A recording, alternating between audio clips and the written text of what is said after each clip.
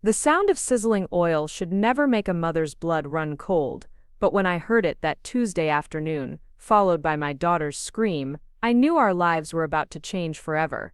I was folding laundry in the basement when the sound cut through the house like a knife. By the time I reached the kitchen, Emma was standing at the stove, tears streaming down her face, clutching her left forearm, where angry red welts were already forming. But what made my heart stop wasn't the burn itself. Before we jump back in, tell us where you're tuning in from, and if this story touches you, make sure you're subscribed because tomorrow, I've saved something extra special for you. It was seeing my 15-year-old daughter immediately reach for the spatula again, her hands shaking, her voice barely a whisper as she said, "I have to finish the orders, Mom. Mrs. Patterson will be so angry if I don't finish the orders." That's when I knew we had crossed a line we could never uncross. 3 hours later, I was on the phone with Child Protective Services, and by evening, everything we thought we knew about trust, family, and the people we're supposed to depend on would be shattered into pieces I'm still trying to put back together. I should probably start from the beginning, because the story of how my teenage daughter ended up with second-degree burns on her arm while being forced to cook in a restaurant kitchen is a lot more complicated than you might think. It's about family loyalty, financial desperation, and what happens when the people who are supposed to protect your children are the very ones putting them in danger. My name is Sarah, and I'm a single mother of two. Emma is my oldest at 15, and her younger brother Jake just turned 12. We live in Cedar Falls, a small town in Iowa, where everyone knows everyone else's business, and sometimes that familiarity can be both a blessing and a curse.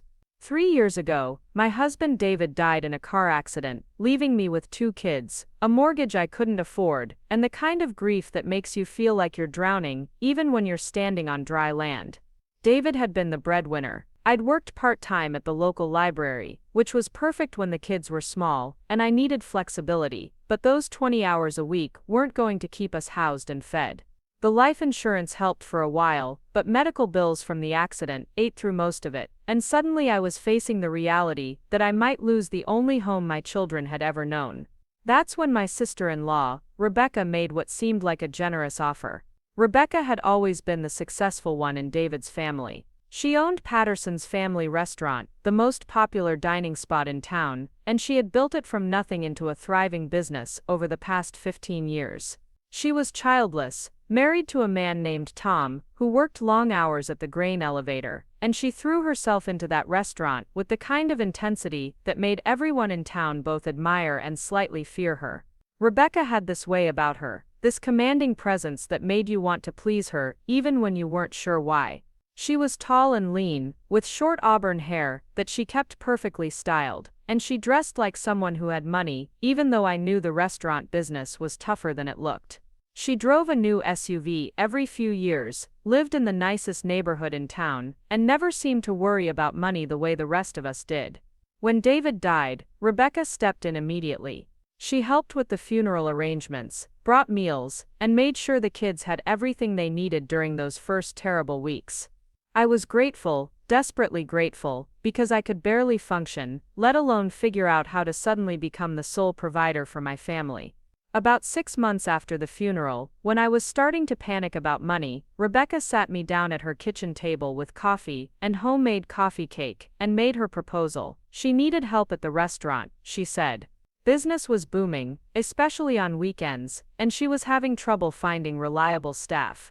The problem with hiring adults was that they wanted benefits, vacation time, decent wages, and they tended to quit without notice when something better came along. But family was different, she explained. Family understood loyalty. Family understood that sometimes you had to work hard and make sacrifices for the greater good. She offered me a job, managing the front of house on weekends, which would give me some extra income without interfering with my library job. And Emma, she said, was getting to an age where she could learn valuable life skills by helping out in the kitchen on busy nights. The way Rebecca presented it, Emma would be doing simple tasks, washing dishes, wiping down counters, maybe helping with food prep during the dinner rush. It would teach her responsibility, give her some spending money, and help her understand the value of hard work. Emma was excited about it. She'd always looked up to her Aunt Rebecca, and the idea of being trusted with real work at the restaurant made her feel grown up and important. I should have asked more questions. I should have insisted on being there every time Emma worked. I should have set clearer boundaries from the very beginning, but I was drowning in bills and exhaustion, and Rebecca's offer felt like a lifeline. She was family. David had trusted her completely, and in my grief-addled state, that felt like enough. The arrangement started small. Emma would come in on Friday and Saturday evenings, working from 4 to 9, which seemed reasonable for a teenager. Rebecca paid her in cash, $50 a night, which was good money for a 15-year-old in our small town. Emma came home tired but happy, talking about learning to make the restaurant's famous onion rings, and how Aunt Rebecca was teaching her about running a business. For the first few weeks, everything seemed fine. Emma was proud of her work, responsible about showing up on time, and she liked having her own money to spend on clothes and activities with her friends. She'd come home with stories about difficult customers, busy nights, and the satisfaction of being part of a team that made people happy with good food. But gradually things started to change. Emma's shifts got longer. Instead of finishing at 9, she'd come home at 10, then 10:30, then 11. When I asked Rebecca about it, she explained that Friday and Saturday nights were their busiest times, and it wasn't fair to the rest of the staff to leave them short-handed just because Emma was young. She was becoming such a valuable part of the team, Rebecca said, and it would be a disservice to Emma's work ethic to treat her differently just because she was fit. Emma started coming home more exhausted. She'd stumble through the front door, usually covered in grease stains, and smelling like the industrial cleaners they used in the restaurant kitchen. She'd go straight to her room, sometimes without even saying goodnight, and I'd find her the next morning still in her work clothes, having collapsed onto her bed without changing. When I expressed concern, both Rebecca and Emma assured me that this was normal. Restaurant work was tough, they said, but Emma was learning valuable lessons about perseverance and teamwork. Rebecca pointed out that most teenagers Emma's age spent their evenings playing video games or scrolling through social media, while Emma was developing real-world skills that would serve her well in life. I wanted to believe that. I needed to believe that, because the money Emma was earning had become essential to our household budget. Rebecca had increased her pay to $75 a night, and that extra $300 a month made the difference between keeping the lights on and facing disconnection notices. But I started noticing other changes in Emma. She became quieter at home, less likely to chat about her day or joke around with her younger brother. She started sleeping later on weekends, sometimes until well past noon, which wasn't like her at all. She'd always been an early riser, someone who bounded out of bed, ready to tackle the day. Her grades started slipping slightly, not dramatically, but her A's became B's, and her B's became C's. When I asked her about it, she said she was just tired from working, and that once she got used to the schedule, things would improve. She promised to catch up on her homework and bring her grades back up. The first real warning sign should have been the cuts. Emma started coming home with small cuts on her hands and arms, which she explained as normal kitchen accidents. She was learning to use professional-grade knives, she said, and Rebecca was teaching her proper technique, but everyone got a few nicks while they were learning. She showed me how to properly bandage them, proud of the first aid skills she was developing. Rebecca confirmed this when I asked her about it. Kitchen work was inherently dangerous, she explained, but Emma was being carefully supervised and learning proper safety procedures. A few small cuts were inevitable when someone was learning to work with sharp knives and hot surfaces, but it was all part of the learning process. I should have been more suspicious when Emma stopped talking about the fun parts of the job. In the beginning, she'd come home with stories about funny customers, successful busy nights, and new skills she was learning. But as the weeks went on, her reports became more mechanical. She'd tell me about how much money she'd made, confirm that everything was fine, and then retreat to her room, without the enthusiasm that had characterized her first few weeks at the restaurant. The second warning sign was when Emma started asking me to pack her dinner to take to work. She explained that the restaurant got so busy that there wasn't time for proper meal breaks, and it was easier if she brought something she could eat quickly between tasks. This seemed reasonable, so I started making sure she had sandwiches or other portable foods to take with her.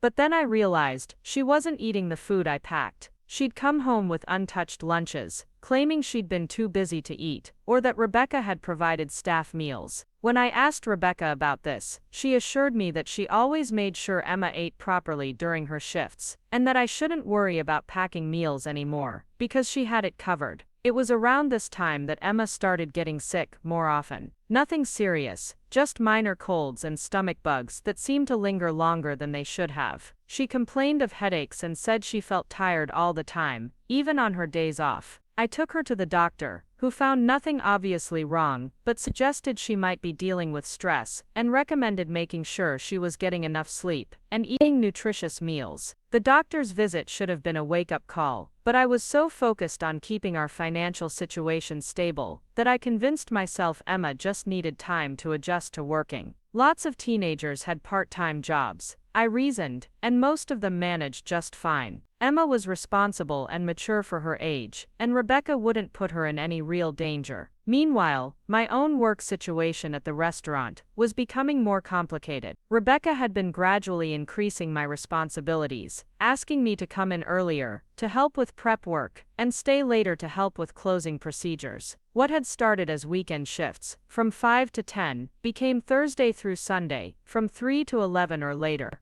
The extra hours meant more money, which we desperately needed, but it also meant I was rarely at the restaurant when Emma was working. Rebecca said it was better that way, that Emma would be more independent and confident if she wasn't constantly looking to me for guidance. She was learning to take direction from Rebecca and the other kitchen staff, which would make her a better employee and teach her to work effectively with different types of people. This arrangement meant that I usually arrived at the restaurant after Emma had already been working for several hours, and I was often too busy with my own duties to check in with her during the shift. We'd both come home exhausted, and by the time we had a chance to really talk, it would be the next evening, and Emma would be getting ready to go back to work. I started noticing that Emma's relationship with food was changing. She'd always been a good eater, someone who enjoyed family meals, and had a healthy appetite, but she started picking at her food at home, claiming she wasn't hungry or that she'd eaten at work. She was losing weight, not dramatically, but enough that her clothes were starting to hang loosely on her frame. Preparing and narrating this story took us a lot of time, so if you are enjoying it, subscribe to our channel, it means a lot to us.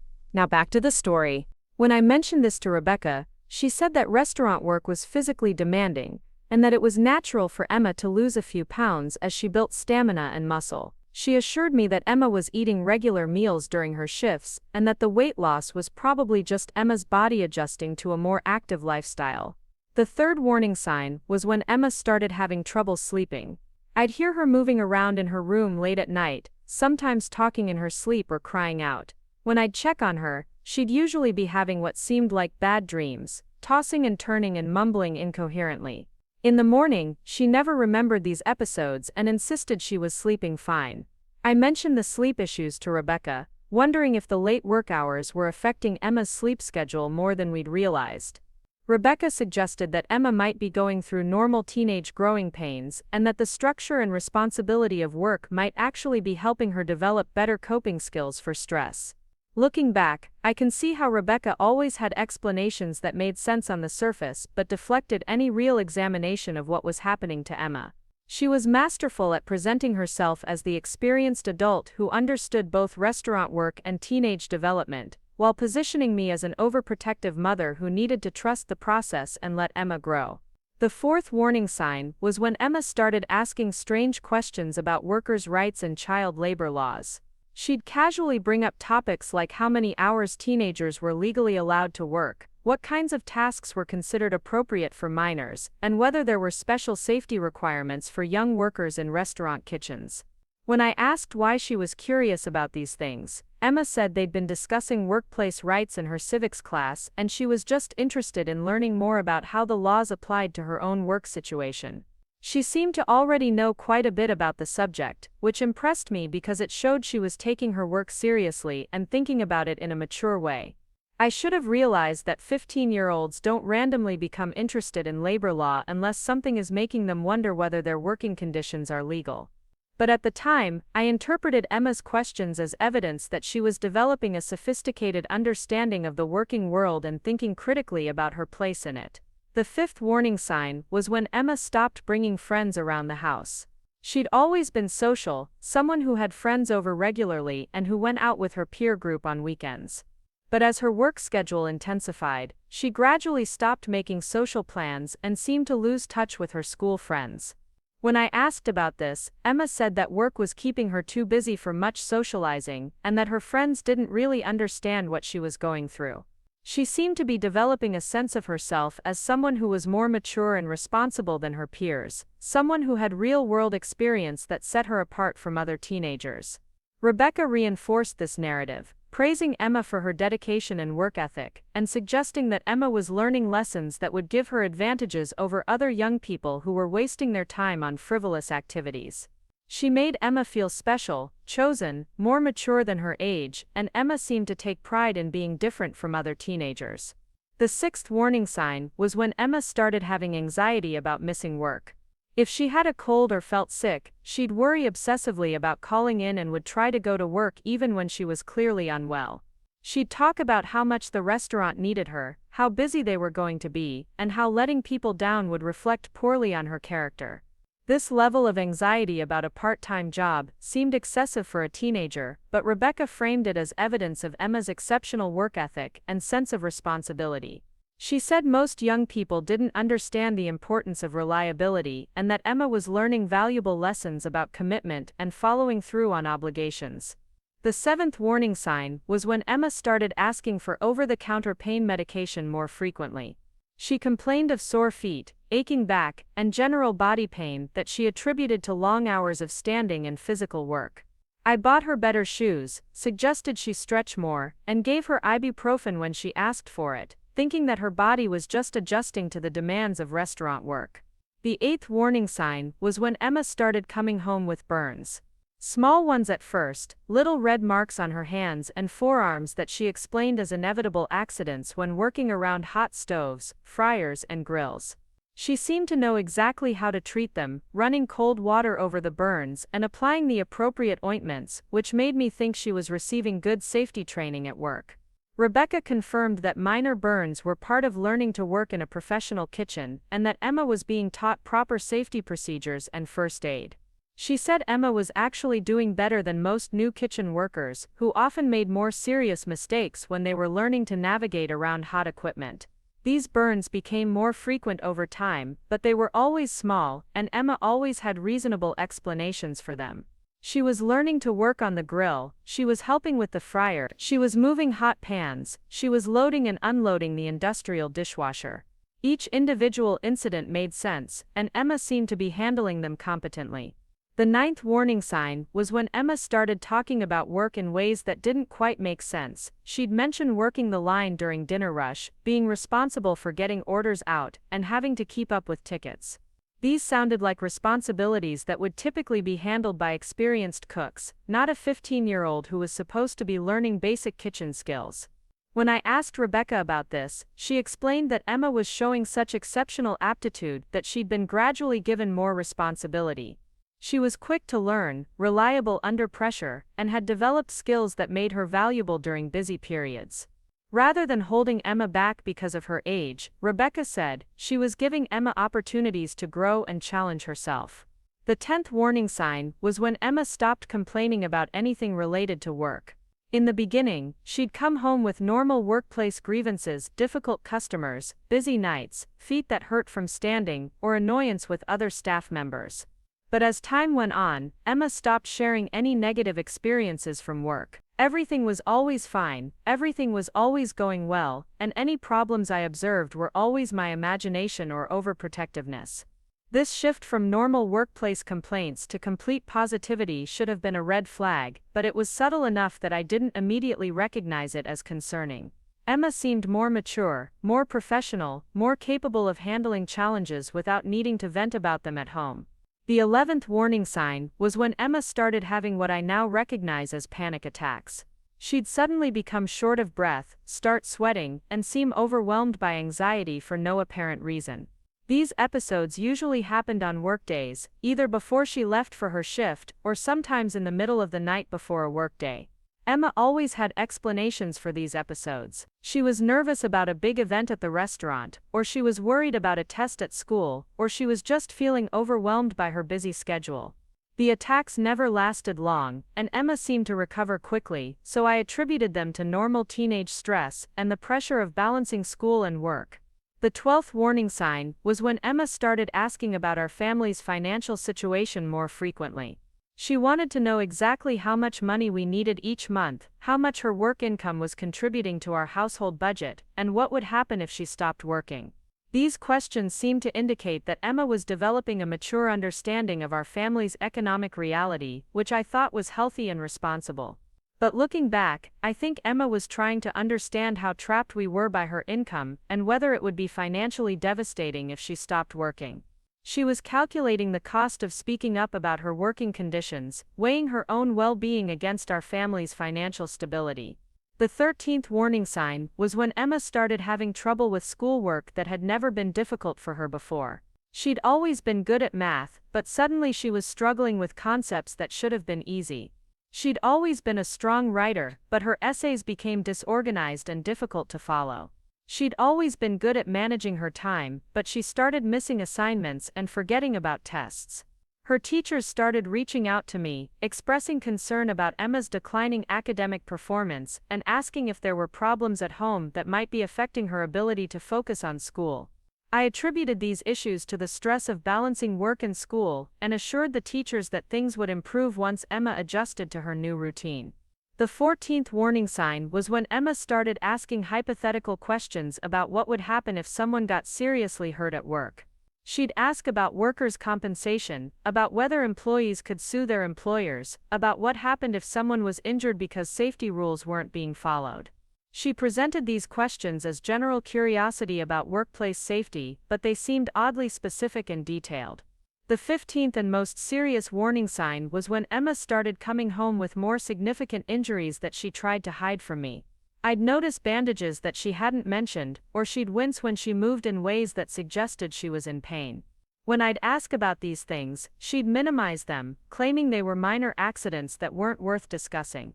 It was around this time that I started feeling like something was fundamentally wrong, but I couldn't put my finger on exactly what it was. Emma seemed increasingly isolated, anxious, and physically worn down, but she continued to insist that everything was fine, and that she was learning valuable skills that would benefit her in the future.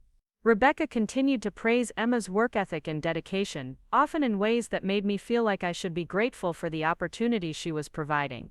She'd talk about how rare it was to find young people with Emma's level of commitment, and how lucky Emma was to be learning these skills at such a young age. But despite all the reassurances from both Emma and Rebecca, I was starting to feel like I was losing my daughter. The bright, enthusiastic social teenager, who had started working at the restaurant, was gradually being replaced by someone who was quiet, anxious, isolated, and seemed to be carrying burdens that were too heavy for her age. The situation came to a head on that Tuesday afternoon when I heard Emma scream, but by then so much damage had already been done that the burn on her arm was just the visible evidence of a much larger problem that had been building for months. The real injury wasn't just the burn itself, but everything that had led up to that moment when my 15-year-old daughter felt like she had no choice but to keep cooking, even though she was in pain and afraid. That scream changed everything because it forced me to finally see what I'd been avoiding for so long. My daughter wasn't just learning valuable work skills or developing character through challenging experiences. She was being exploited, endangered, and gradually broken down by an adult who had used our family's financial desperation and my trust to gain access to a child she could use however she wanted. The sound of that scream, and the sight of Emma's burned arm, and most of all her immediate impulse to keep working despite being injured, finally made me understand that I had failed in the most fundamental way possible.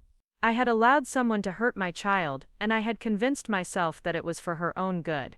The emergency room was a blur of bright lights and concerned faces. Emma sat on the examination table, her left arm wrapped in temporary bandages, while a nurse carefully cleaned the burn and assessed the damage. Second-degree burns, she said. Deep enough to require special care but not severe enough for surgery. Emma would need to keep the area clean, change the dressing regularly, and follow up with her regular doctor in a few days. What struck me most wasn't the medical terminology or the treatment instructions, it was how calm Emma seemed throughout the entire process. She answered the nurse's questions politely, followed instructions without complaint, and showed no signs of the distress you'd expect from a teenager who had just suffered a serious injury. It was as if she had been through this kind of thing before and knew exactly what to expect. The nurse asked how the accident had happened, and Emma gave a clear, detailed explanation. She had been working at the restaurant, moving a pan from the stove to the prep counter, when hot oil splashed onto her arm. It was an accident, she said, the kind of thing that happens sometimes in busy kitchens. She had immediately run cold water over the burn and applied first aid, but the pain had gotten worse throughout the evening. I listened to Emma's account and felt something cold settle in my stomach. This wasn't the panicked, frightened version of events I had witnessed in our kitchen just hours earlier. This was a practiced narrative, delivered with the kind of composure that suggested Emma had thought carefully about what story she would tell if anyone asked questions. The nurse made notes on her clipboard and asked if Emma had received any safety training for kitchen work. Emma nodded and explained that her aunt, who owned the restaurant, had taught her proper procedures for handling hot equipment and dealing with minor injuries. She knew how to treat burns, how to avoid cuts, and how to work safely around dangerous machinery. Again, I felt that chill of recognition. Emma's answers were too smooth, too complete, too mature for a 15-year-old who had just been hurt. She sounded like someone who had been coached on what to say, someone who had learned to present a version of events that would satisfy authority figures without raising uncomfortable questions. When the nurse asked if there were any other recent injuries, Emma hesitated for just a moment before saying no. But I caught that hesitation, and I started paying closer attention to the small scars and faded marks on Emma's hands and arms that I had previously attributed to normal kitchen accidents. There were more of them than I had realized, and they seemed to follow patterns that suggested repeated exposure to the same types of hazards. The nurse finished her examination and gave us discharge instructions. Emma should rest for the next few days, keep the burn clean and dry, and avoid any activities that might aggravate the injury. She should definitely not return to work until the burn had healed significantly, which would take at least a week, possibly longer. Emma listened to these instructions with what looked like growing anxiety. She asked several questions about how long the healing process would take, whether there were ways to speed up recovery, and what level of pain was normal during the healing process. She seemed less concerned about her own comfort than about how long she would be unable to work. On the drive home from the hospital, Emma was quiet. She stared out the passenger window, occasionally wincing when the car hit bumps that jostled her injured arm. I tried to start conversations about what had happened, how she was feeling, and whether there was anything she needed to tell me about her work situation, but her responses were minimal and guarded. Finally, I asked the question that had been bothering me since we left the hospital. "Emma," I said, "when you got burned today, why did you immediately try to keep working instead of seeking help for your injury?" Emma was quiet for a long moment. Then she said that the dinner rush had been particularly busy, and there were orders backing up in the kitchen. She didn't want to leave the rest of the staff short-handed during their busiest time, and she had thought the burn wasn't serious enough to stop working. She had planned to treat it properly after her shift ended. This explanation should have reassured me, but instead it raised more questions. What kind of work environment makes a 15-year-old feel like she can't seek medical attention for a serious injury? What kind of training teaches a child that keeping up with restaurant orders is more important than her own safety and well-being? When we got home, I helped Emma get settled in her room with pain medication and fresh bandages. Jake was waiting for us, full of questions about what had happened and whether Emma was going to be okay. Emma assured him that she was fine, that accidents happen sometimes when you worked in kitchens, and that she would be back to normal in a few days. But Jake's questions were more perceptive than I had given him credit for. He asked why Emma had been working with hot oil if she was supposed to be learning basic kitchen skills. He asked why she came home so tired every night if she was just helping with simple tasks. He asked why Emma never seemed to enjoy talking about work anymore, when she used to come home excited about what she had learned. Emma deflected Jake's questions with the same practiced ease she had shown at the hospital, but I could see that his curiosity was making her uncomfortable. She seemed relieved when I suggested that Jake let her rest and that we could talk more about everything later. After Jake went to bed, I I sat in Emma's room and tried to have a more direct conversation about what was really happening at the restaurant. I told her that I was concerned about the frequency of her injuries, the long hours she was working, and the level of responsibility she seemed to be carrying for someone her age. Emma listened patiently, and then gave me explanations that sounded reasonable on the surface, but felt incomplete. Restaurant work was inherently dangerous, she said, and the skills she was learning required her to work with equipment that could cause injuries if she wasn't careful. The long hours were necessary, because Friday and Saturday nights were when the restaurant made most of its money, and everyone had to work together to handle the increased volume. As for the responsibility, Emma said that Rebecca had recognized her potential and was giving her opportunities to learn advanced skills that would benefit her in the future. She was proud of the trust Rebecca had placed in her, and she didn't want to disappoint someone who had invested so much time in teaching her. These explanations might have satisfied me a few months earlier, but sitting there looking at my daughter's bandaged arm and seeing the exhaustion in her eyes, I started to understand that Emma was telling me what she thought I wanted to hear, not what was actually happening. I asked Emma directly whether she felt safe at work, whether anyone had ever pressured her to do things she wasn't comfortable with, and whether she understood that she could refuse tasks that seemed dangerous or beyond her capabilities. Emma's answers were immediate and emphatic. Of course she felt safe. Rebecca would never put her in danger. She always had the right to speak up if something didn't feel right. But even as Emma gave these reassurances, I could see tension in her posture and hear something strained in her voice that suggested the reality was more complicated than her words indicated. The next morning, I called Rebecca to let her know about Emma's injury and to discuss when Emma might be able to return to work. Rebecca expressed appropriate concern and sympathy, asking detailed questions about Emma's treatment and recovery timeline. She said she felt terrible that Emma had been hurt while learning kitchen skills, and she wanted to make sure Emma had everything she needed to heal properly.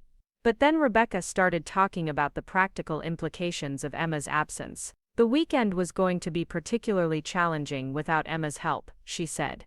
They had several large parties scheduled, and Emma had become such an integral part of the kitchen team that her absence would put additional pressure on everyone else. Rebecca wondered whether Emma might be able to do lighter duties while her arm healed. Maybe she could handle tasks that didn't involve hot surfaces or heavy lifting. There was always plenty of prep work that could be done safely, and it might actually be good for Emma to stay active and engaged, rather than sitting at home dwelling on the accident. I explained that the nurse had been clear about Emma needing to rest and avoid activities that might aggravate her injury. Rebecca seemed to accept this, but she continued to emphasize how much the restaurant depended on Emma's contributions and how difficult it would be to manage without her. After that conversation, I started thinking more critically about the role Emma had been playing at the restaurant. If a 15-year-old part-time worker had become so essential to the operation that her temporary absence would create serious problems, that suggested she was doing work that went far beyond the basic learning opportunities. I decided to do some research about child labor laws and the regulations governing teenage workers in restaurant environments. What I learned made me increasingly uncomfortable about Emma's situation. 15-year-olds were allowed to work in restaurants, but there were strict limitations on the hours they could work, the types of tasks they could perform, and the equipment they were allowed to operate. According to federal and state regulations, workers under 16 were prohibited from operating certain types of kitchen equipment, including commercial grills, fryers, and slicers. They were limited in the number of hours they could work on school nights and weekends. They were supposed to receive additional safety training and supervision when working with potentially hazardous equipment. As I read through these regulations, I realized that Emma's work situation violated several of these protections. She was working longer hours than legally permitted, operating equipment that was restricted for workers her age, and taking on responsibilities that were supposed to be limited to adult employees or workers over 16. I also learned that employers who violated child labor laws faced serious penalties, including fines and restrictions on their ability to employ minors in the future. These weren't minor regulatory infractions, they were violations that could result in significant legal consequences for Rebecca and the restaurant. Armed with this information, I decided to have a more direct conversation with Rebecca about Emma's working conditions. I called her the next day and asked if we could meet to discuss Emma's role at the restaurant in more detail. Rebecca agreed to meet, and we arranged to have coffee at a neutral location the next afternoon. I spent the time between making the appointment and the actual meeting preparing for what I knew would be a difficult conversation. I made notes about my concerns, printed out copies of the relevant labor law regulations, and tried to organize my thoughts about how to approach the situation constructively. When we met, Rebecca was her usual composed self. She asked about Emma's recovery, expressed continued sympathy about the accident, and reiterated her commitment to providing a safe learning environment for Emma. She seemed genuinely concerned and eager to address any problems that might have contributed to Emma's injury. I started the conversation by acknowledging how grateful I was for the opportunities Rebecca had provided for both Emma and me. The work had been financially essential for our family, and I appreciated the time and attention Rebecca had invested in teaching Emma valuable skills. But then I shared my concerns about some aspects of Emma's work situation. I mentioned the long hours, the types of equipment Emma seemed to be operating, and the level of responsibility she appeared to be carrying. I explained that I had done some research about child labor regulations and was concerned that some elements of Emma's work might not be in compliance with those protections. Rebecca listened carefully and then responded with explanations that sounded reasonable and well-informed. She said she was very familiar with child labor laws and was careful to ensure that all her young employees worked within appropriate guidelines. Emma's hours were carefully tracked and kept within legal limits. The equipment she used was appropriate for workers her age, and she received extra supervision and training when learning new skills. As for the level of responsibility, Rebecca explained that she believed in giving young workers opportunities to grow and challenge themselves within safe parameters. Emma had shown exceptional aptitude and maturity, and Rebecca felt it would be a disservice to her development to limit her to basic tasks just because of her age. These explanations addressed my surface-level concerns, but I still felt like something wasn't quite right. I asked Rebecca if she could walk me through a typical shift for Emma, describing exactly what tasks she performed and how much supervision she received. Rebecca's description of Emma's work sounded much more reasonable than what I had been imagining. According to Rebecca, Emma primarily did food preparation, cleaning, and basic cooking tasks under close supervision.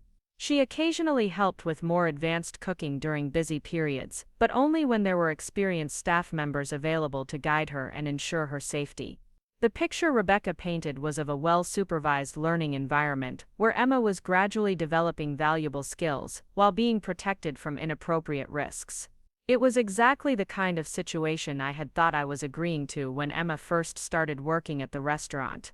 But this description didn't match some of the things Emma had mentioned about her work, and it didn't explain why Emma seemed so anxious about missing shifts or why she had felt compelled to keep working after being injured. I decided to probe a little deeper. I asked Rebecca about the restaurant's safety protocols, particularly for young workers. Rebecca described comprehensive training programs, regular safety meetings, and careful supervision of all employees who worked with potentially dangerous equipment.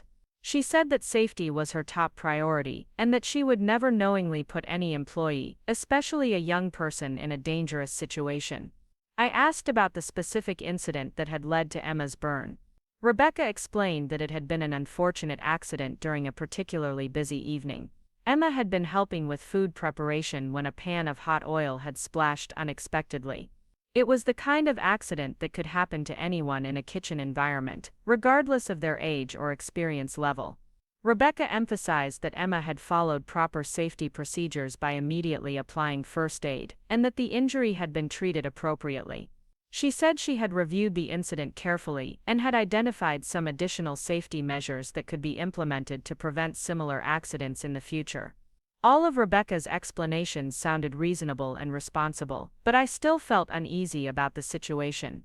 There was something about her tone and manner that seemed slightly defensive, as if she was working hard to present a particular version of events, rather than simply describing what had happened. I decided to ask more direct questions about Emma's emotional state and well-being. I mentioned that Emma seemed more tired and stressed than usual, and that she had been having some academic difficulties that seemed related to her work schedule. Rebecca acknowledged that restaurant work could be demanding, and that it took time for young people to adjust to the physical and mental challenges of professional food service. She said that Emma was going through a normal learning curve, and that the skills she was developing would ultimately make her more resilient and capable. But Rebecca also suggested that some of Emma's stress might be coming from sources other than work.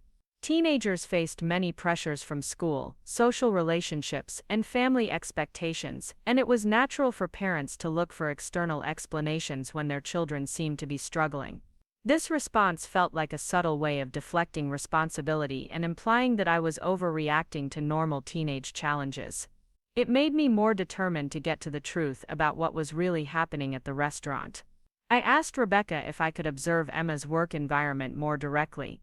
I explained that I had been working different shifts than Emma and hadn't had many opportunities to see exactly what her duties involved.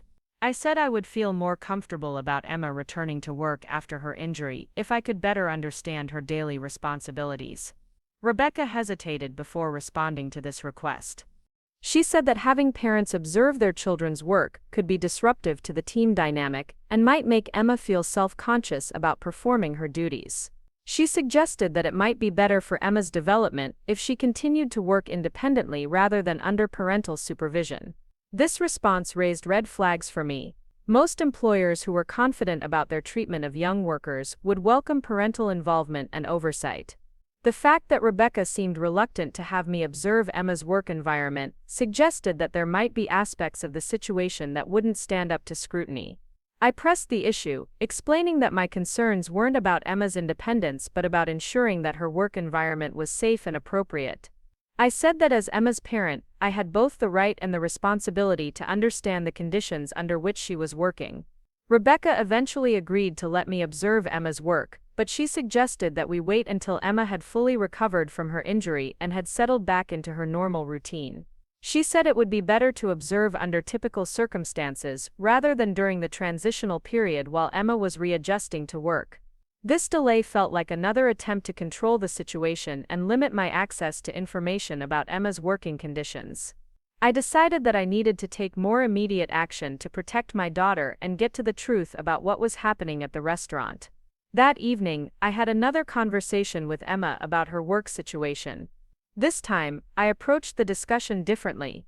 Instead of asking general questions about whether she felt safe or happy at work, I asked specific questions about her daily tasks, the equipment she used, and the interactions she had with other staff members.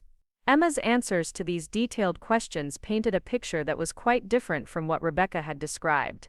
Emma talked about working alone in sections of the kitchen during busy periods, operating equipment that seemed more advanced than what Rebecca had mentioned, and taking responsibility for tasks that sounded like they required significant experience and judgment. When I asked Emma why she hadn't mentioned these specific duties before, she said she thought I might worry unnecessarily and that she didn't want me to think she couldn't handle the responsibilities Rebecca had given her. She was proud of being trusted with important tasks and didn't want to seem like she was complaining about work that other people were counting on her to perform. But as Emma described her typical workday in more detail, I could hear stress and anxiety in her voice that hadn't been there in her previous, more general descriptions of her job. She talked about feeling pressure to work quickly, worry about making mistakes that would affect the entire kitchen operation, and concern about disappointing Rebecca and the other staff members who depended on her contributions. This was not the picture of a supervised learning environment that Rebecca had presented. This sounded like a situation where a 15-year-old was being given adult responsibilities without adequate support or protection, and where she was being made to feel like the success or failure of the operation depended on her performance. I realized that Emma had been protecting both Rebecca and me by downplaying the reality of her work situation. She had been trying to manage an impossible situation by herself, taking on responsibilities that were too heavy for someone her age, while trying to shield the adults in her life from the knowledge that might force them to make difficult decisions. That night, after Emma had gone to bed, I sat at my kitchen table and tried to figure out what to do next. I now understood that Emma was working in conditions that were both unsafe and probably illegal, and that Rebecca had been systematically misrepresenting the nature of Emma's employment to avoid oversight and accountability. But I also understood that challenging Rebecca would have serious consequences for our family's financial situation. Emma's income had become essential to our household budget, and my own job at the restaurant provided income that we couldn't easily replace. Taking action to protect Emma might mean sacrificing the economic stability that we had worked so hard to achieve. As I wrestled with these competing concerns, I kept coming back to the image of Emma standing at the stove with her burned arm, immediately reaching for the spatula because she felt she had no choice but to keep working despite being injured.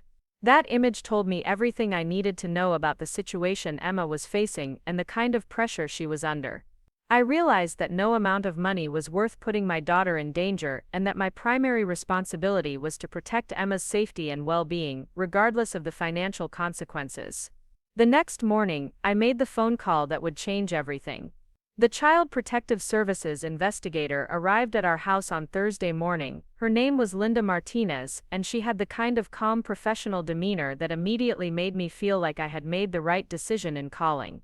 She sat at our kitchen table with a notepad and asked careful, detailed questions about Emma's work situation, her injuries, and the concerns that had led me to contact their office. Emma was at school when Linda arrived, which gave me the opportunity to speak freely about what I had observed and learned over the past several months. I showed Linda the documentation I had gathered about child labor laws, the photos I had taken of Emma's various injuries, and the notes I had made about the changes in Emma's behavior and physical condition. Linda listened without judgment, asked clarifying questions, and took extensive notes. She explained that child labor violations in restaurant environments were unfortunately common, and that many well-meaning parents found themselves in situations similar to mine, where financial pressures and family relationships complicated their ability to recognize and address exploitation of their children. The investigation process would involve interviews with Emma, inspection of the restaurant's employment records, and evaluation of the working conditions and safety protocols at Patterson's family restaurant. Linda explained that if violations were found, there would be consequences for Rebecca and the restaurant, but that the primary goal was to ensure Emma's safety and well-being going forward. When Emma came home from school that afternoon, I explained that someone from Child Protective Services would be coming to talk with her about her work situation. Emma's immediate reaction was panic. She asked if she was in trouble, if I was angry with her, and whether this meant she would never be able to work again. I assured Emma that she wasn't in any kind of trouble, that I wasn't angry with her, and that my only concern was making sure she was safe and protected. I explained that some adults had made decisions that put her in dangerous situations, and that it was the responsibility of other adults to step in and make sure those situations were corrected. Emma seemed relieved that she wasn't being blamed, but she was still anxious about the investigation process. She worried that Rebecca would be angry with her for talking to authorities, that the restaurant might get in trouble because of her, and that our family would face financial consequences as a result of her speaking up. I spent a long time that evening reassuring Emma that none of the problems at the restaurant were her fault, and that adults who put children in dangerous situations were responsible for the consequences of their choices. Emma had been trying to do the right thing by working hard and being responsible, and she shouldn't feel guilty about adults who had failed to protect her. Linda interviewed Emma the next day, and I was allowed to be present during the conversation. Emma was nervous at first, but Linda's gentle questioning style helped her relax and speak more openly about her experiences at the restaurant. What emerged from Emma's account was a detailed picture of systematic violations of child labor protections and basic workplace safety standards. Emma described working 12 and 14-hour shifts during busy weekends, operating commercial grills and deep fryers without adequate supervision, and being given responsibility for food preparation tasks that required her to work alone in dangerous conditions. She talked about being pressured to work even when she was sick or injured, being told that her commitment to the job was more important than her comfort or safety, and feeling like the success of the restaurant depended on her willingness to take on responsibilities that frightened her.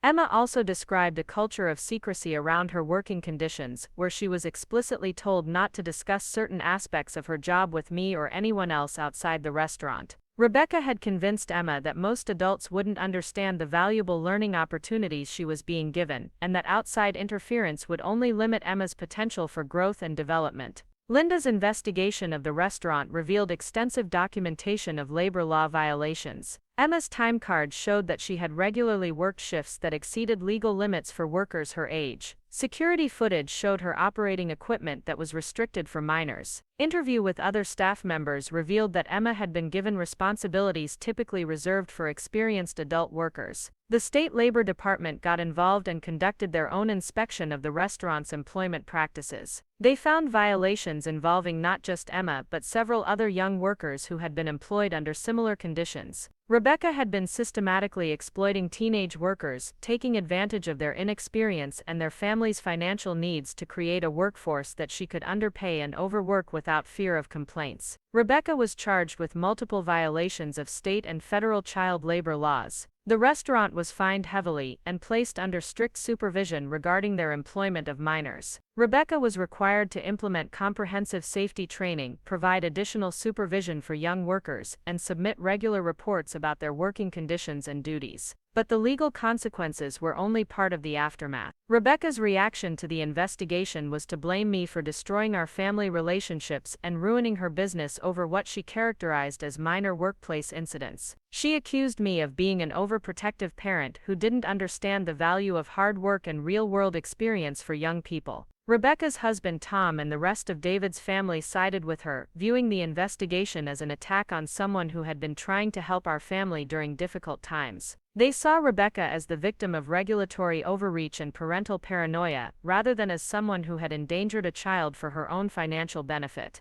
The family split that resulted from the investigation was painful and lasting. Emma and I lost relationships with people who had been important parts of our support system, and we faced criticism and ostracism from some members of our community who viewed Rebecca as a successful local business owner being persecuted by bureaucratic interference. But as difficult as these consequences were, they were far outweighed by the positive changes in Emma's life once she was removed from the exploitative work environment. Within weeks of leaving the restaurant, Emma's physical health began to improve. She slept better, had more energy, and the anxiety attacks that had become frequent during her months of restaurant work gradually disappeared. Emma's academic performance also improved dramatically once she was no longer working excessive hours and dealing with the stress of dangerous working conditions. Her grades returned to their previous levels, and she began participating in extracurricular activities that she had abandoned due to her work schedule. Most importantly, Emma began to regain the personality and interests that had been suppressed during her time at the restaurant. She reconnected with friends she had lost touch with, rediscovered hobbies she had abandoned, and began talking about future plans that went beyond simply surviving each day's challenges. The financial impact of losing Emma's income and my restaurant job was significant, but we found ways to manage. I increased my hours at the library and took on some freelance work that I could do from home.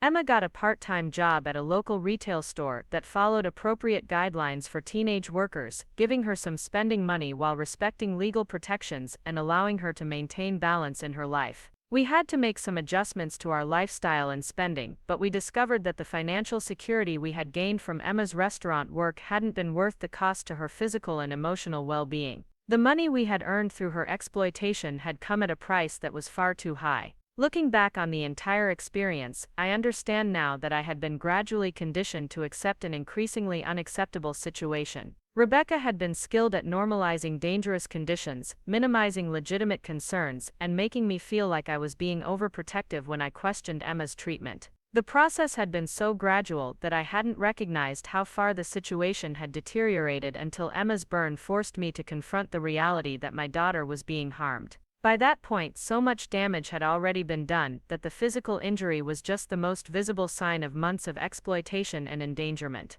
I also realized that my own financial desperation had made me vulnerable to manipulation and had compromised my ability to advocate effectively for Emma's protection. Rebecca had understood our family's economic pressures and had used them to gain compliance with working conditions that I never would have accepted under different circumstances. The experience taught me that financial necessity can create situations where families become trapped in exploitative relationships, and that people who are willing to take advantage of children often target families who are struggling economically and may feel like they have limited options. But it also taught me that speaking up and seeking help, even when it feels risky or difficult, is essential when children are being harmed. The temporary financial hardship we faced as a result of ending Emma's employment was nothing compared to the long-term damage that would have resulted from allowing the exploitation to continue. Emma learned valuable lessons from the experience as well, though I wish she hadn't had to learn them through such difficult circumstances. She developed a better understanding of workers' rights and workplace protections, and she gained confidence in her ability to recognize and speak up about unfair treatment. She also learned that adults don't always make decisions that are in children's best interests, and that sometimes young people need to seek help from other adults when they find themselves in dangerous or exploitative situations. These are hard lessons for any teenager to learn, but they are important for protecting herself in future situations. Today, Emma is thriving in ways that would have been impossible if she had continued working at the restaurant. She's involved in school activities, has healthy friendships, and is making plans for college that reflect her own interests and abilities rather than simply trying to survive immediate pressures. She still carries some effects from her months of exploitation. She's more cautious about work situations and more aware of power dynamics that can lead to abuse. She's also more empathetic toward other young people who might be facing similar challenges, and she's spoken to groups about recognizing and reporting child labor violations. The restaurant eventually closed about 18 months after the investigation. Rebecca struggled to maintain the business under the increased regulatory oversight and with the reputation damage that resulted from the labor violations. The financial penalties and required changes to her employment practices made it difficult for her to maintain profitability. I don't take any satisfaction in the restaurant's closure because I know it affected other employees and customers who had no involvement in Emma's situation. But I also don't regret taking the actions that led to that outcome because protecting Emma was more important than preserving a business that was built on exploiting vulnerable workers. The experience changed my understanding of what it means to be a protective parent in a world where children face many forms of exploitation and danger. I learned that being supportive sometimes means being willing to disrupt situations that appear beneficial on the surface but are actually harmful underneath. I also learned that financial pressures, family relationships, and community expectations can all be used to manipulate parents into accepting dangerous situations for their children. Recognizing and resisting that manipulation requires constant vigilance and the willingness to prioritize children's well-being over other competing concerns. Most importantly, I learned that children often protect adults from knowledge that would force difficult decisions, and that parents need to look beyond what children are saying to understand what children are actually experiencing. Emma had been trying to shield me from the reality of her work situation because she understood the financial and family pressures that had led to her employment, and she didn't want to be responsible for creating additional problems. That kind of protective behavior from children is a sign that something is fundamentally wrong with the situation they're facing. When children feel responsible for managing adult problems or protecting adult relationships, it means that the adults in their lives have failed to create appropriate boundaries and protections. The sound of Emma's laughter when she comes home from her current job is completely different from the exhausted silence that characterized her returns from the restaurant. She talks enthusiastically about her coworkers, shares funny stories about customers, and complains in normal, healthy ways about typical workplace frustrations. She's planning to study business in college, partly because of her interest in understanding how workplaces can be structured to be both productive and respectful of workers' rights. She wants to make sure that other young people don't face the kind of exploitation she experienced, and she's considering a career in labor advocacy or business management with a focus on ethical employment practices. When people ask me whether I regret calling Child Protective Services, I tell them that the only thing I regret is waiting so long to do it. Emma's burn was the wake-up call that forced me to act, but there had been warning signs for months that I had either ignored or rationalized away. If I had been more informed about child labor protections, more confident in my ability to advocate for Emma, and less influenced by financial pressures and family expectations, I might have been able to intervene earlier and prevent some of the harm Emma experienced. But I also understand that recognizing and addressing child exploitation is difficult, especially when it's happening within family relationships and in situations that are presented as beneficial opportunities.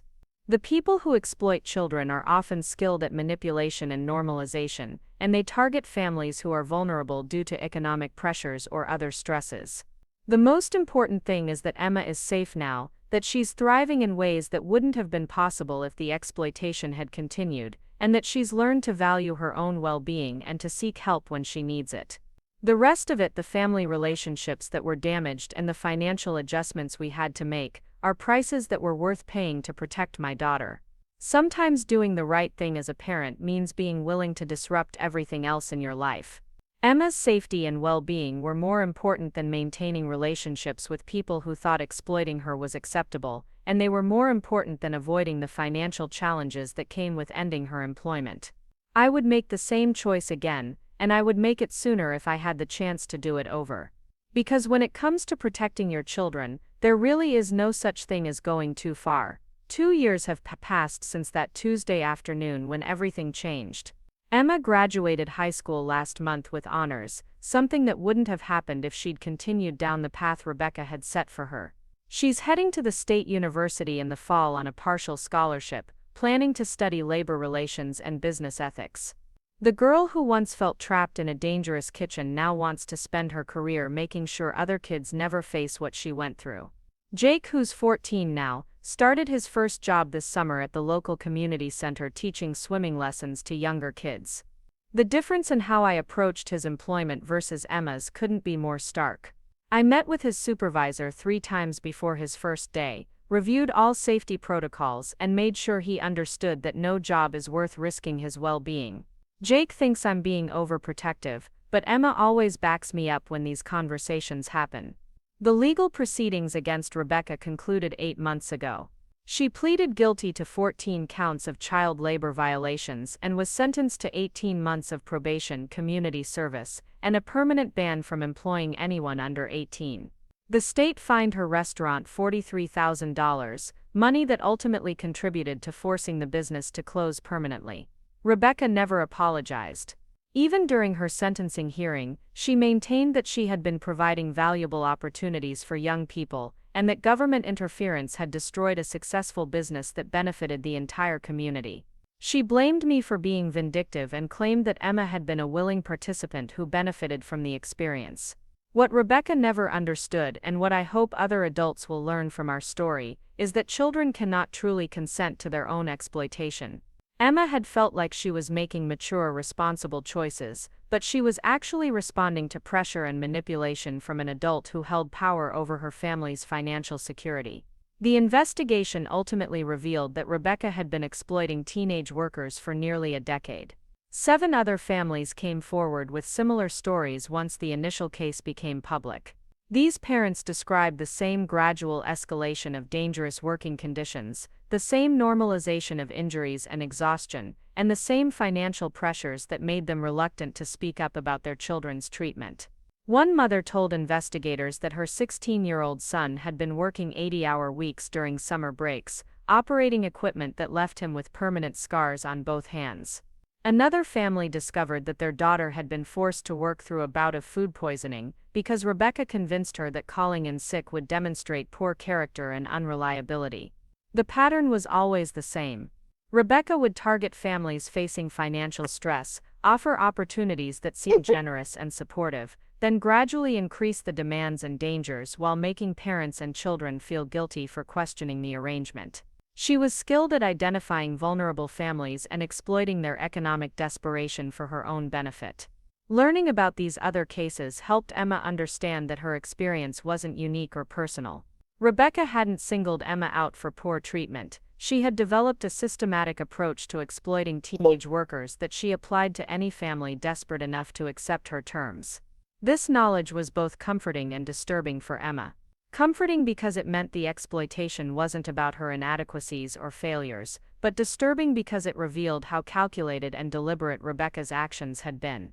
Emma realized that every expression of concern Rebecca had shown, every piece of advice about character building and work ethic, had been part of a manipulation designed to extract maximum labor while minimizing oversight and accountability.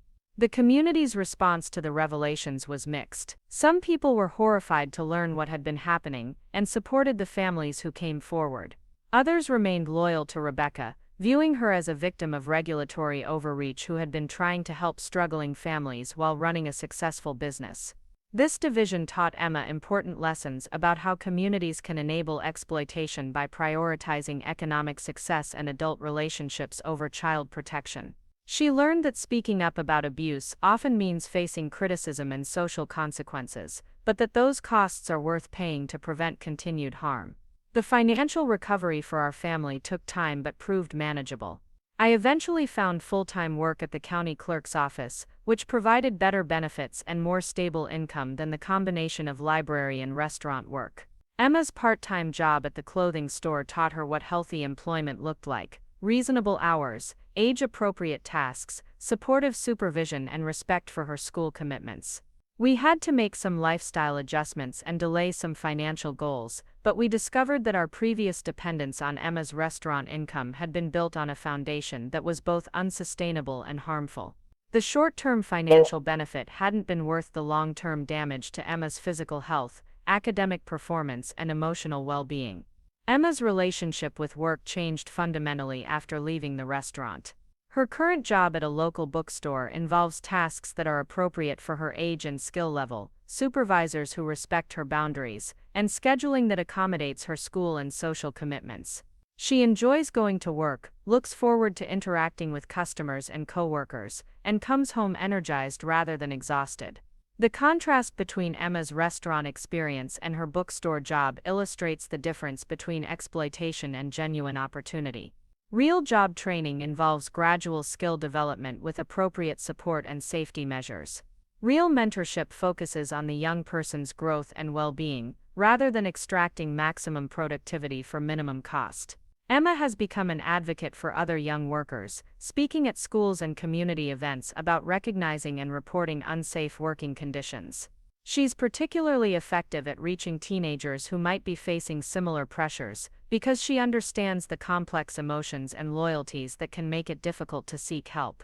Her message to other young people is simple: no job is worth risking your safety, health, or education. Adults who truly care about your development will prioritize your well-being over their business needs. If you feel afraid to speak up about working conditions, that fear itself is a sign that something is wrong. Emma also speaks to parents about the warning signs they should watch for and the importance of staying involved in their children's work experiences. She emphasizes that financial pressure can cloud parental judgment, and that maintaining oversight requires constant vigilance and willingness to ask difficult questions. Her presentations often focus on the gradual nature of workplace exploitation and how easily reasonable requests can escalate into dangerous demands. She describes how Rebecca had been skilled at making each new demand seem like a logical extension of previous responsibilities, creating a situation where the overall pattern of exploitation was harder to recognize than individual incidents. The ripple effects of Emma's case extended beyond our immediate community. The State Labor Department used the investigation findings to develop new training materials for employers who hire teenage workers. They created clearer guidelines about appropriate supervision, equipment restrictions, and reporting requirements for businesses that employ minors. Local schools now include information about workers' rights in their career readiness curriculum, teaching students about legal protections and how to seek help if they encounter exploitation. Emma contributed to developing these materials, sharing her perspective on what information would have been most helpful during her restaurant experience. The case also prompted changes in how Child Protective Services handles reports of workplace exploitation. The agency developed specialized protocols for investigating labor violations and created partnerships with state employment agencies to ensure comprehensive responses to reports of child labor abuse. These systemic changes give me hope that other families might be spared the experience we went through. While individual predators like Rebecca will always exist, stronger legal frameworks and better-informed communities can make it harder for them to operate with impunity. Emma's college plans reflect her commitment to preventing other children from experiencing workplace exploitation. She wants to study the intersection of business practices and worker protection, with particular focus on vulnerable populations like teenagers, immigrants, and economically disadvantaged families. Her career goals include either working for labor advocacy organizations or developing business management practices that prioritize ethical employment. She's particularly interested in restaurant industry reform, given the high rates of labor violations in food service and the industry's reliance on young and vulnerable workers. Emma's academic success in high school, despite the challenges she faced during her restaurant employment, demonstrates the resilience that children can show when they're given appropriate support and protection. Her grades recovered completely once she left the exploitative work environment, and she developed leadership skills through her advocacy work that enhanced her college applications. The scholarship she received for college specifically recognizes students who have overcome adversity and demonstrated commitment to social justice causes. Emma's essay about her work experience and subsequent advocacy efforts resonated with the selection committee and helped secure funding that will make her education possible. Looking back on the entire experience, I recognize that my initial response to Emma's burn was actually the culmination of months of growing awareness that something was fundamentally wrong. The physical injury was dramatic enough to force immediate action, but the emotional and psychological harm had been accumulating gradually over time. I wish I had trusted my instincts sooner and been more willing to disrupt a situation that seemed beneficial on the surface, but was actually causing harm underneath. Financial pressure and family relationships had compromised my ability to advocate effectively for Emma, and I had allowed those competing concerns to override my primary responsibility as her mother. The experience taught me that protecting children sometimes requires making difficult choices that have significant consequences for family relationships and financial stability. But those consequences are always preferable to allowing exploitation to continue, because the damage to children compounds over time and can have lasting effects on their development and well-being. Emma's recovery and success demonstrate that children are remarkably resilient when they receive appropriate support and protection. The skills and confidence she developed through overcoming her exploitation have actually made her stronger and more capable than she might have been without the experience, though I would never recommend that path to any other family. The most important lesson from our experience is that child exploitation often happens in plain sight, normalized by economic pressures, and enabled by adults who prioritize other concerns over child protection. Recognizing and stopping that exploitation requires vigilance, courage, and willingness to prioritize children's well-being over all competing interests. Emma is safe now, thriving now, and using her experience to protect other children. That's the outcome that matters most, and it's worth every sacrifice we made to achieve it. When adults fail to protect children, the children suffer consequences that can last a lifetime. When adults choose to act decisively to protect children, those children can recover, grow, and use their experiences to make the world safer for others. That's the choice every parent and community member faces when they encounter child exploitation. The right choice is always to act, even when it's difficult, even when it's costly, and even when others disagree. Children's safety and well-being must always come first. Up next, you've got 2 more standout stories right on your screen. If this one hit the mark, you won't want to pass these up. Just click and check them out.